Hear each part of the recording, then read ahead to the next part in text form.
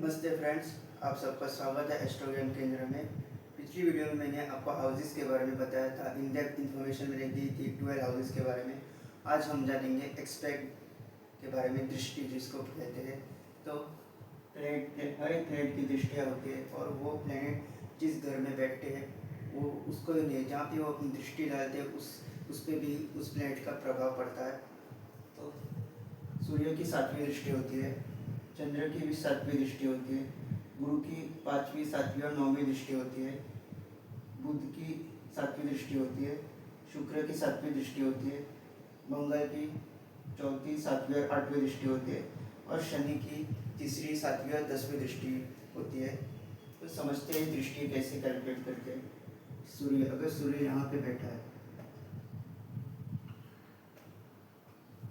तो आपको सूर्य की 7वीं दृष्टि होती है। तो 1, 2, 3, 4, 5, 6, 7 सूर्य यहाँ बैठ के यहाँ देखता है, यहाँ पे सूर्य की 7वीं दृष्टि पड़ती है।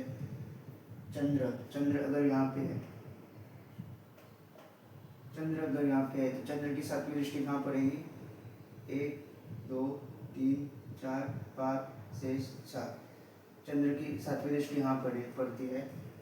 अब जुपिटर को लेते हैं, गुरु अगर यहाँ बैठा है, तो गुरु की 7वीं दृष्टि यहाँ पड़ेगी। 1, 2, 3, 4, 5, 6, 7 गुरु की 7वीं दृष्टि यहाँ पड़ती है। तो हर एक प्लेनेट की दृष्टियाँ होती है और हर एक प्लेनेट की जो एक्सपेक्ट होती है, उसकी दृष्टि होती है, वो हर एक हाउसेस पे होती है। अगर सूर्य यहाँ बैठे तो सूर्य इस हाउस को भी इफेक्ट करेंगे और यहाँ बैठ के इस हाउस को भी इफेक्ट करेंगे। गुरु अगर यहाँ बैठे हैं तो गुरु की 5वीं, 7वीं और 9वीं दृष्टि होती है, तो गुरु यहाँ बैठ के इस हाउस को भी इफेक्ट करेंगे और 9वीं दृष्टि गुरु की यहाँ पड़ती है और 5वीं दृष्टि गुरु की यहाँ पड़ती है। 1, 2, 3, 4, 5, 7 और 9 तो ये दृष्टियाँ है। अगर शनि यहाँ पे है, शनि की 3री, 7वीं, 10वीं दृष्टि होती है, तो शनि यहाँ बैठ के 1, 2, 3 शनि की 3री दृष्टि यहाँ पड़ेगी और फिर शनि की 7वीं दृष्टि 1, 2, 3, 4, 5, 6, 7 दृष्टि यहाँ पर पड़ेगी और शनि की 10वीं दृष्टि होती है 7, 8, 9, 10 शनि की 10वीं दृष्टि यहाँ पड़ती है। तो ये प्लैनेट जहाँ पे बैठते हैं उस हाउस को इफेक्ट करते हैं, लेकिन जहाँ पे उनकी दृष्टि पड़ती है उस हाउस को भी वो इफेक्ट करते हैं। राहु और केतु की कोई दृष्टियाँ नहीं होती, लेकिन अब जब रिसर्च हुई है तो राहु और केतु की भी 5वीं, 7वीं, 9वीं दृष्टि होती है, लेकिन वो काउंट नहीं करते। तो ये था प्लैनेट्स और उनकी दृष्टियों के बारे में। और दृष्टि जो है बहुत इम्पोर्टेंट होता है, क्योंकि जहाँ पे भी प्लैनेट बैठता है वो उसी हाउस को इफेक्ट नहीं करता, जहाँ पे उसकी दृष्टि पड़ती है वो हाउस को भी बहुत इफेक्ट करता है। तो ये थी प्लैनेट्स और उनकी दृष्टियों के बारे में। दोस्तों, अब हम बात करेंगे दशा के बारे में। 4 तरह की दशा होती है। एक होती है महादशा, एक होती है अंतर्दशा, तीसरी होती है प्रत्यंतर दशा, फिर आती है सूक्ष्म दशा, फिर आती है अति सूक्ष्म दशा। तो हम ज़्यादा इन डेप्थ नहीं जाएंगे, आपको बस महादशा के बारे में बताऊंगा मैं। जुपिटर जो है, गुरु की जो है वो 16 ईयर्स की उनकी महादशा होती है। सैटर्न की सबसे ज़्यादा होती है, 19 ईयर्स की महादशा होती है। मर्क्यूरी की 17 साल की महादशा होती है। केतु की 7 साल की महादशा होती है। वीनस की 20 साल की महादशा होती है। सूर्य की 6 साल की महादशा होती है। चंद्र की 10 साल की महादशा होती है। मार्स की 7 साल की महादशा होती है और राहु की 18 साल की महादशा होती है। तो प्लैनेट्स जो होते हैं वो महादशा में जो भी प्लैनेट्स होता है और अंतर्दशा में जो भी प्लैनेट्स होते हैं वो आपकी कुंडली के जिस भाव में होता है वो भाव एक्टिवेट होता है। अगर जुपिटर अगर आपके करियर हाउस में है तो अगर जुपिटर की अगर महादशा आई तो आपका करियर हाउस एक्टिवेट हुआ। तो महादशा जिसकी भी चल रही होती है और अंतर्दशा में जो भी ग्रह आते हैं वो आपके ऊपर इफेक्ट डालते हैं, उनका प्रभाव जो होता है आपके ऊपर ज़्यादा होता है। तो ये था दशाओं के बारे में। एक टोटल दशा है उनका 120 ईयर्स होता है। पहले के ज़माने में एवरेज एज जो होती थी वो 120 के लगभग मानी जाती थी, लेकिन अब 80 to 90 एज एवरेज होती है।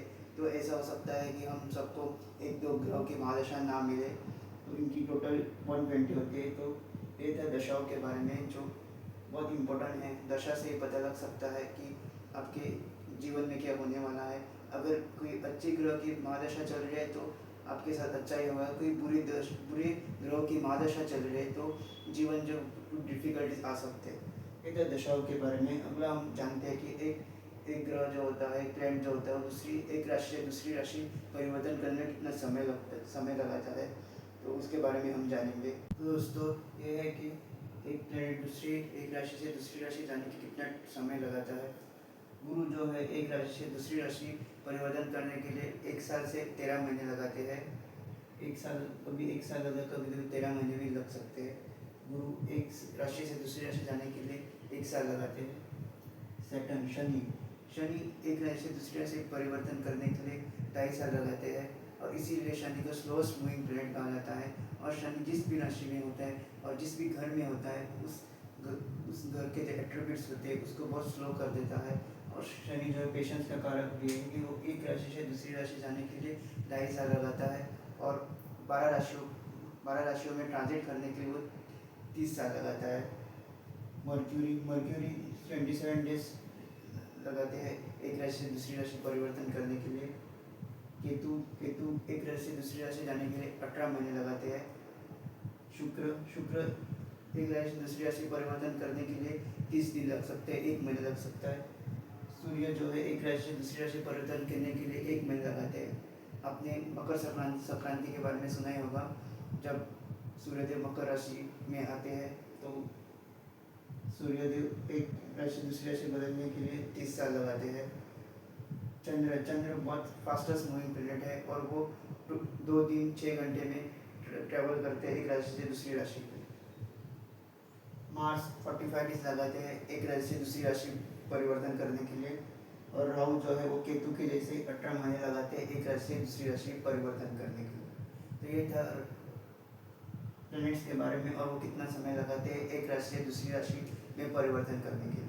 और दोस्तों अगर मेरा आपको वीडियो पसंद आए तो इस वीडियो को लाइक कीजिएगा, मेरे चैनल को सब्सक्राइब कीजिएगा, और बेल नोटिफिकेशन प्रेस करना बिल्कुल मत भूलिएगा, ताकि जब भी मैं किसी वीडियो अपलोड कर सकूँ आप लोगों को उसका नोटिफिकेशन मिल जाए। जल्दी मिलेंगे एक नई वीडियो के साथ।